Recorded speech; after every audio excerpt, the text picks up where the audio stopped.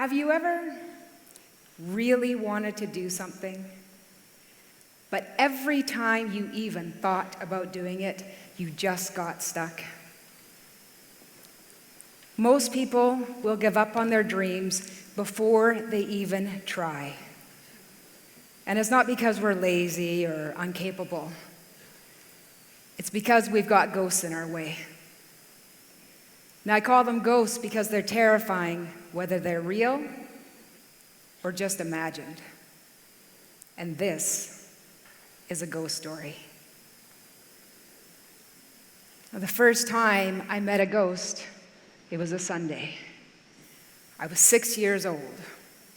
I just walked into the dining room where I was met by the lingering scent of lemon pledge from my mom polishing that old oak table like she did every Sunday.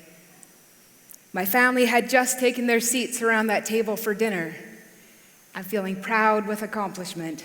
I handed my dad a little 3-page book I just finished writing about living with elephants in Africa. And that's because I wasn't interested in princess stories or Barbie dolls. I was always either daydreaming within the pages of a National Geographic magazine or trying to scribble out little stories. Now, my dad held that book up and began to read it aloud. Only soon he couldn't read anymore because he was laughing so hard. And so was everybody else at that table. Now, the only problem was I hadn't written a comedy. Now, of course, they were just laughing because they thought it was cute. But how could I possibly know that? I was only 6. And instead, that's when I met the ghost of humiliation. My face burned red. Even my ears were burning, and my chest was so tight I couldn't breathe. And I literally hid under that dining room table, terrified. And I swore that I would never feel that humiliation again, because I would never put myself out there like that again. And every time I even thought about writing stories after that day, that ghost would appear and I'd just give up. Now, do you have a ghost like that? Or are you haunted by the ghost of rejection because somebody broke your heart? Or failure when you didn't make the cut? Or even success, because our ghosts aren't always logical, but they always hold us back. No, I thought that ghost was just a distant memory when 25 years later, I went to volunteer in South Africa with lions and elephants and all those magical animals I was still dreaming about. I arrived and met my boss, a khaki-clad, burly young South African ranger named Gary. Yeah. He took one look at me and said, "Let me guess. You're here because you dreamed of Africa." Well, as a matter of fact, my whole life. Well, you better wake up, Canada. Otherwise, that dream's going to become a nightmare. This is a working game reserve, and these are wild animals. Okay. Now, you'll be sleeping alone over there in that tent. That electrical wire mostly keeps the animals out. Okay. And there's one more thing, Canada. Out here, you're going to have to learn to play with a lion's testicles. What? That wasn't in the brochure, and even if it was, I'm not going to do that. Relax, Canada. It's a local expression. It means you're going to have the courage to have the courage and be a lion. Now, admittedly, most of the time I felt more like a chicken. Yeah, especially at night, alone in the darkness of that tent, with the sound of lions roaring in the distance. And daytime wasn't much better. I couldn't even find the lion's testicles, let alone play with them. But there was this one day, Ranger Gary and I were out in the Jeep tracking this cheetah. Now, despite being able hunters and ferocious predators, the cheetah on this reserve requires supplementation.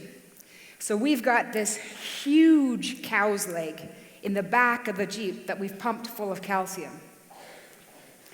And Ranger Gary is driving and he says, "Her name is Nyanga. She's a ferocious predator. That cat will try to kill anything. Zebra, wildebeest, nothing's too big for her." Now, about 3 hours later, we found her. And Gary parked the Jeep about 100 feet away. And then he said, "Drag that meat out and hurry back to the Jeep." Me? Are you a lion or a chicken, Canada?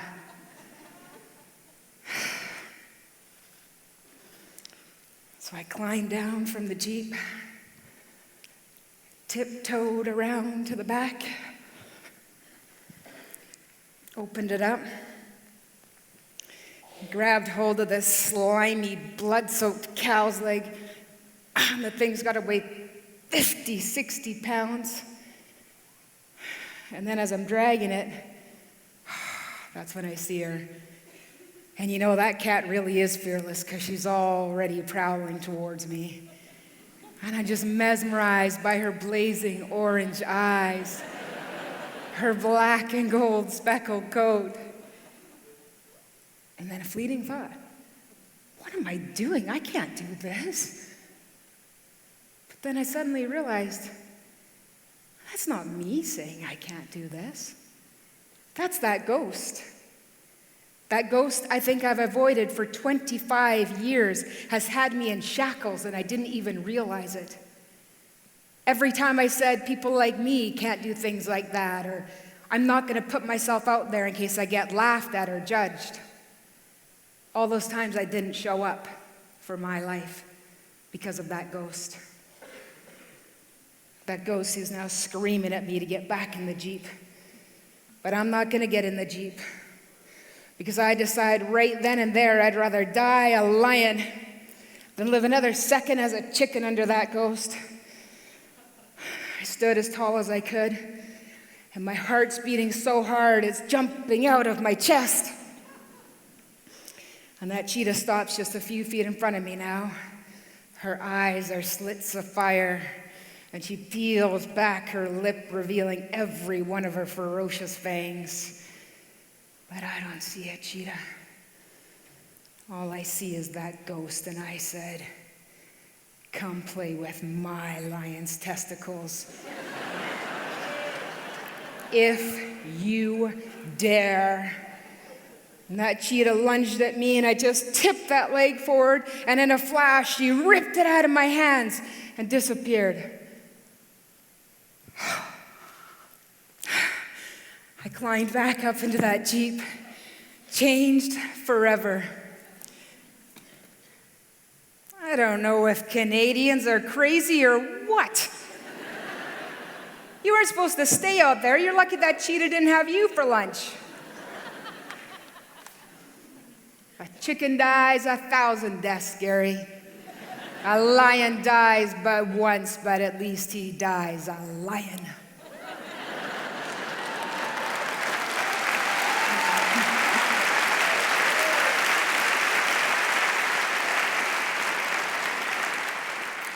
Now, I'm certainly not suggesting that anyone go have a standoff with a wild animal. But what I am saying is that your ghost may be making more of your decisions for you than you even realize. And sometimes, the only way we can begin to break free from our ghosts, no matter how terrifying it may be, is to look them in the eyes and have the courage to have the courage. But sometimes, even that's not enough.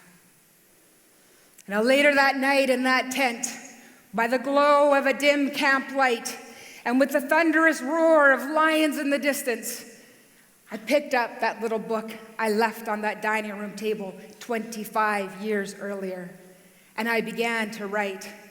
And sure enough, that ghost appeared telling me all the reasons I couldn't do it, and it was more ferocious than that cheetah, as I'm sure your ghosts are.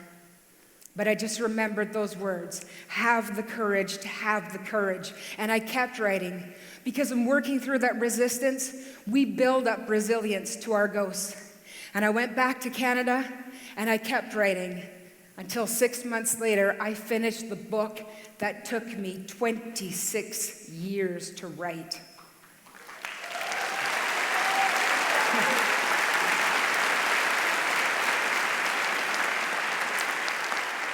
And I called it Learning to Play with a Lion's Testicles. Now, all I did was write a book. But what would you do if you had the courage to have the courage if you haven't done it yet? Is there a calling in you that is just begging to be answered? And when you did, you might think that you were finally free from your ghost too. But you see, every ghost story has a sequel, including this one. Now, that little book went on to be published. And a few months later, I woke up early one morning and still in bed, I checked my email. What? My book was on the Late Night with Jimmy Fallon show last night? I love Jimmy Fallon. This is amazing.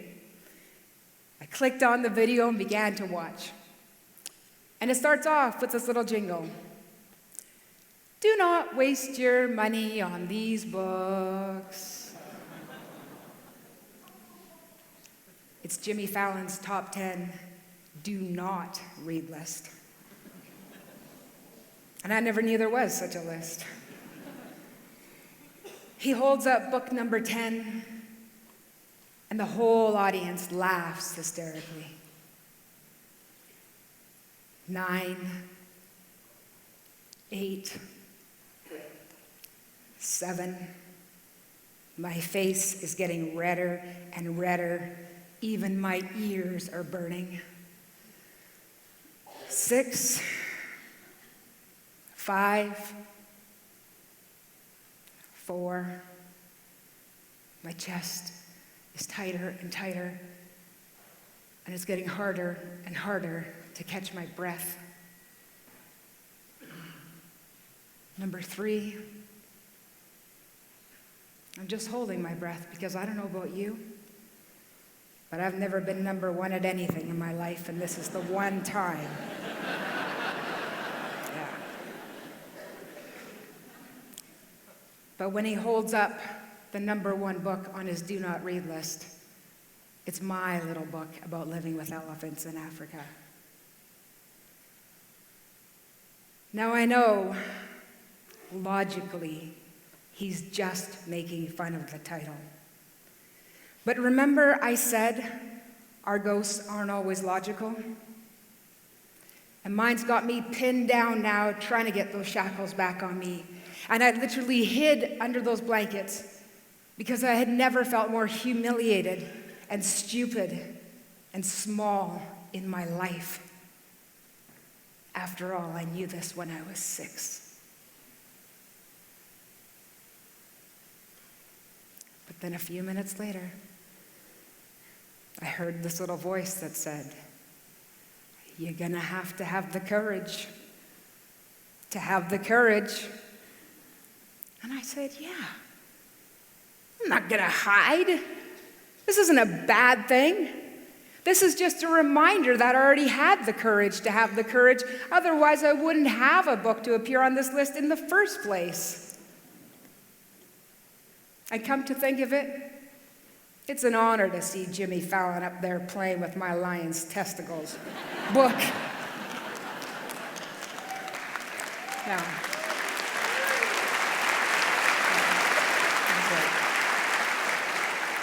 so I went on social media right then and there, and I said, thank you, Jimmy Fallon, for buying my book. After all, a sale's a sale. And thank you for at least making it number 1 on your list. And when I did that, I heard those shackles fall to the floor. And that's because our ghosts would have us believe that victory hinges on outcome. But that's just another way that our ghosts keep us enchained. And another reason why most of us will give up on our dreams before we even try. Now I know your ghosts are terrifying. Mine's been over here this whole time. But there's nothing more terrifying than our ghosts than not trying. Now, if this story has stirred up some ghosts within you, know that you can be a ghostbuster. Because your dreams, your desires, and your passions that speak to your heart and sing to your soul are not small, and neither are you. You are worth going to battle for with your ghosts. Because victory comes the moment that you have the courage to have the courage. So the next time that your ghosts make you want to give up and scream, you'll stand up and roar instead. Have the courage to have the courage. Thank you. Thank you. Thank you.